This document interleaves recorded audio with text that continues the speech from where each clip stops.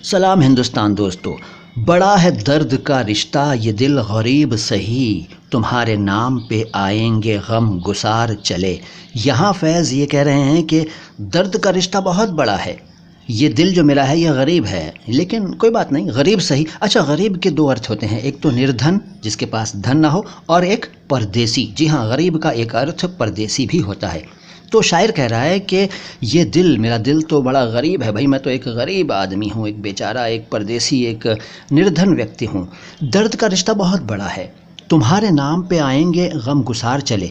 तुम आ जाओ, जब तुम आ जाओगे तो तुम्हारे नाम पर गम गुसार भी चले आएंगे। इसको गम गुसार मत कहना यार, कुछ लोग कहते हैं गम गुसार और कुछ कहते हैं गम गुसार, दोनों ही गलत कहते हैं। सही शब्द आपके सामने है गम गुसार, यानी पहले ग में नुक्ता है हिंदी में और दूसरे ग के नीचे नुक्ता नहीं है। तो जब तुम आ जाओगे ऐ मेरे महबूब, जब तुम आ जाओगे या तुम आ जाओगी तो तुम्हारे नाम पर गम बांटने वाले लोग भी चले आएंगे, इसलिए तुम आ जाओ। इसके आगे की बातें अगली मुलाकातों में। सलाम हिंदुस्तान।